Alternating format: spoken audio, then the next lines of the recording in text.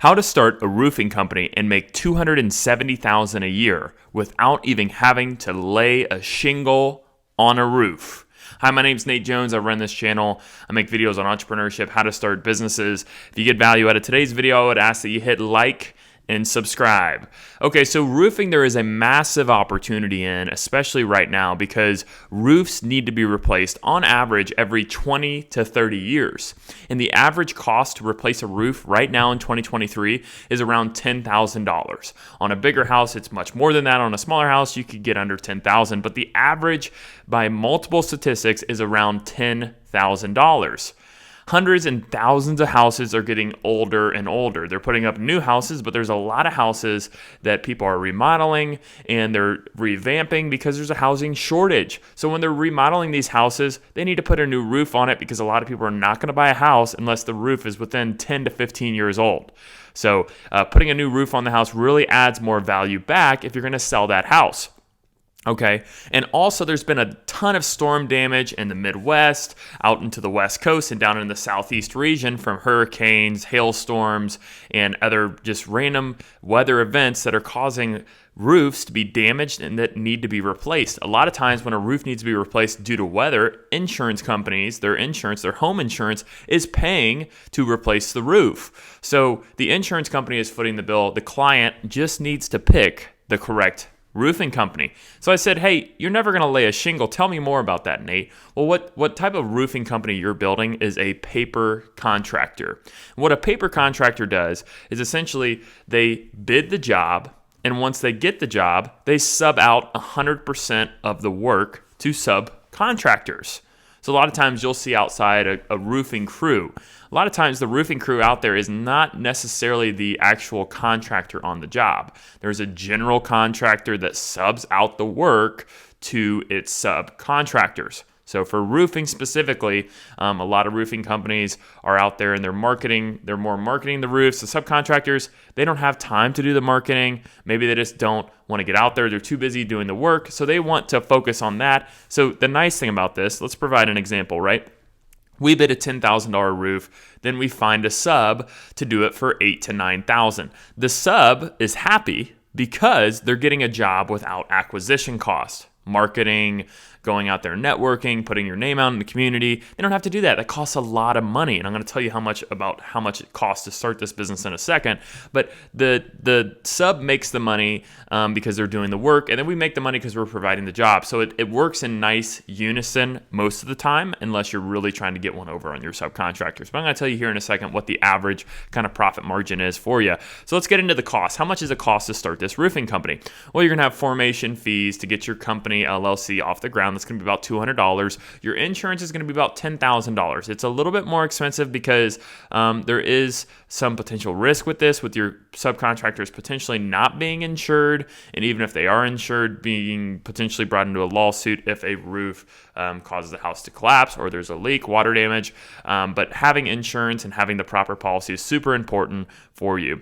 Also, we're going to have a marketing budget of about $10,000, right? So we're going out there, we're the acquisition cost of roofing, right? We're going out there, we're putting our name out there. The community knows that our roofing company will take care of them. Well, that costs money to do. Costs money to sponsor the T-ball, softball leagues, all that. Get the name out there so when people think, oh my gosh, I got to replace my roof, who am I going to call? You need to be at the top of that list.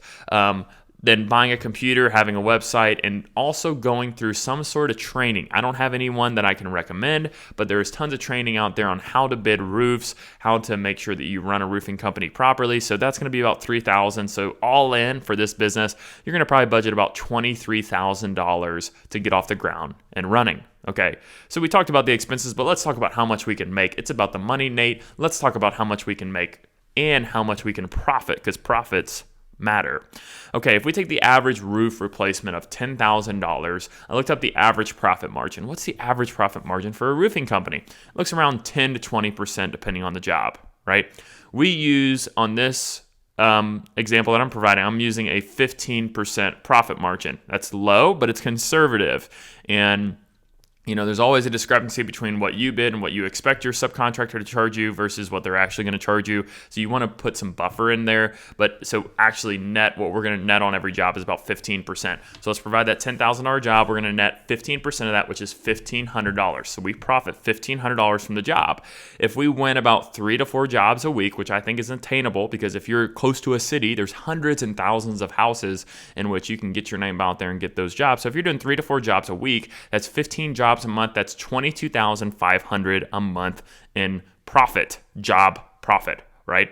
So we take $22,500 a month times 12 months a year. That's $270,000 a year that you can make. Let's subtract out our monthly expenses here. That's going to be $23,000 a month in a year in expenses. So we're at $270,000 for the year minus $23,000 expenses. Our profit's $247,000 a year. That is pretty good for not having to go up on a roof and work at ripping the shingles off and putting the shingles back on. But what you're doing is you're organizing these jobs, you're providing these jobs for the subs, and they're fine with losing some of that profit because, again, they don't have the acquisition costs. Okay, so a great profit business. I'm going to bring up some positives that I really like about this business. Okay, number one, I don't have to roof. All right, I don't have to go out there, sweat, do the manual labor. I have to bid a job, which requires me to get on the roof, but that's only for about 5 to 10 minutes, and then I'm off the roof, okay? So I have a longer shelf life on my body because I'm not killing my body every single day.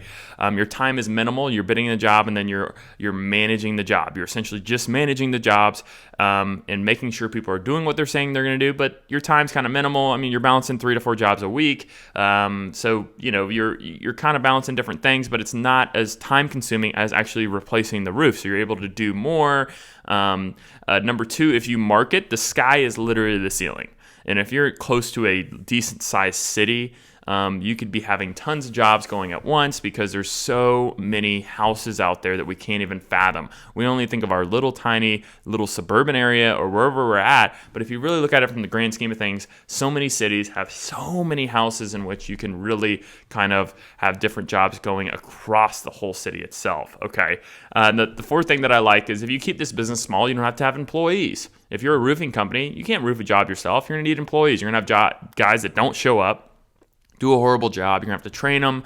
All the headaches of having an employees. Trust me, you don't want to deal with that. In this business, you can make very good money, $247,000 a year in profit without having an employee. So, and if you wanted to scale this business, it's a lot easier to scale because you're hiring people to go out and bid jobs who are not roofers, okay? So the nice thing is you can easily hire employees because it's not hard manual labor, and you can incentivize those employees by giving them a percentage of the profit of the job and scale it out as a sales organization.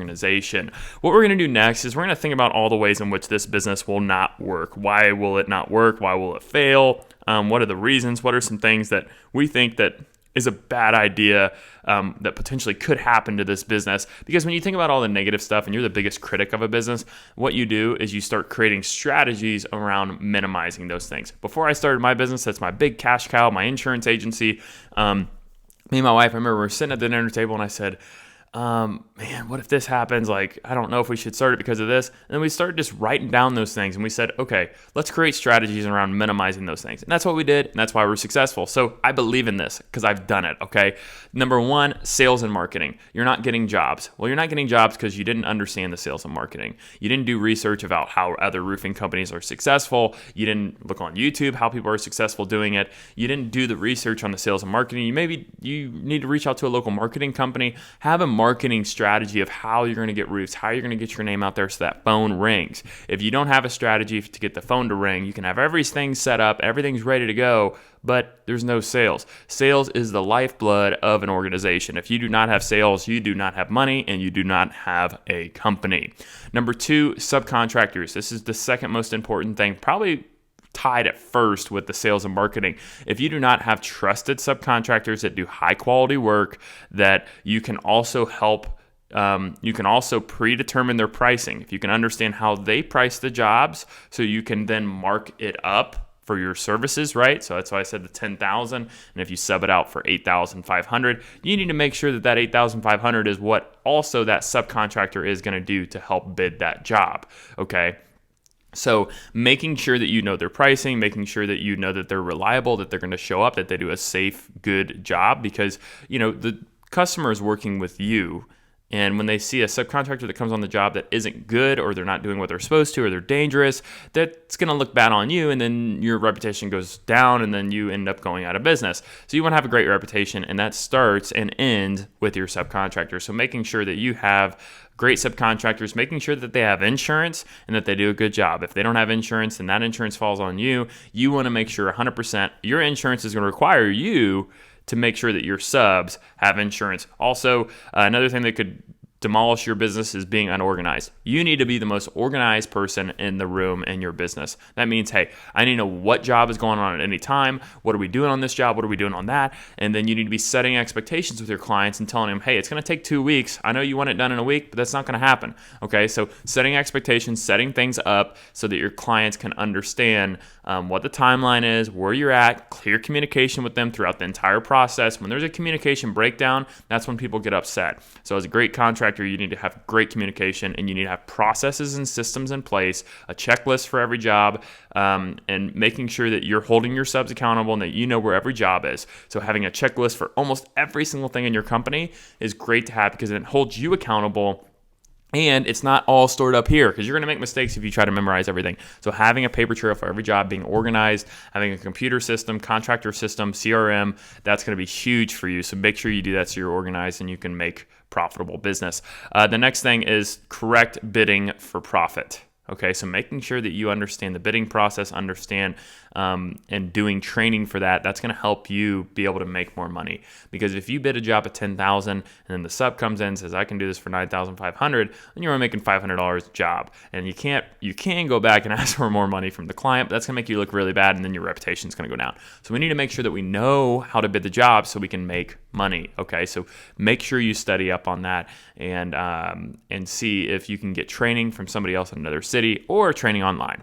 The next thing, if we've gone through that entire process, we understand how much we can make, we've done the marketing, the subcontractors, and getting organized, we need to go through this section that I called legal up. That means create an LLC. We'll work with a local attorney who understands the state guidelines or the country guidelines that you're in, and make sure that you set up your LLC correctly, and also get in contact with a CPA accountant. A CPA is going to allow you to make sure that your books and your records are organized, so when you do your taxes, you're ready to go. Also, you're going to want to work with a experienced insurance agent who works with roofing companies and contractors. This agent is going to be able to help you provide safety and risk management for your subs, and they're also going to make sure that you have the correct policy insuring the risks of your company that which you should insure. Okay.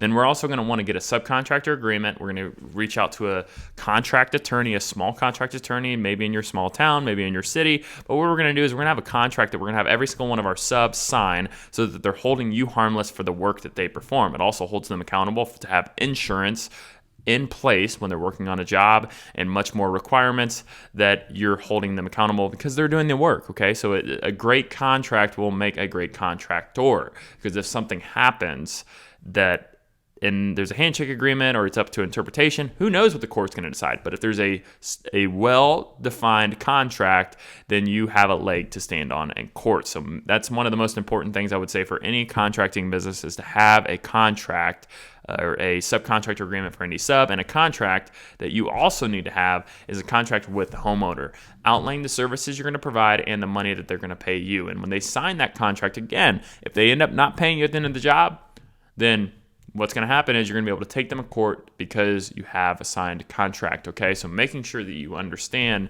those details of your company, so when something goes south, you're prepared and ready. Because if you're not prepared and ready, what's going to happen is you're going to be like, oh, I didn't know. Well, if you don't know, you can't do anything at that point in time. So you need to plan ahead and get with local attorneys to get that started. Okay. So after that, you need to commit to starting this business, because if you have a great idea, you have a great marketing approach, you need to start it. You don't want to be the guy that's sitting around late in his life saying, oh my gosh, I wish I would have started. If I would have started that roofing company, we could have so much more money now. Well, you didn't do it. You need to do it. You need to be a business owner, because on my channel, I talk about how being a business owner is the ultimate freedom. You can make more money if you want to make more money. You can have more freedom if you want more freedom, and you have complete creative control over what you want to do and how you want to build your company culture in the future. So if you get value out of today's video, I'd ask that you like and subscribe. I'm going to be bringing more videos daily. So if you like business and entrepreneurship, give me a subscribe, and I'll be providing content daily for you. Thank you.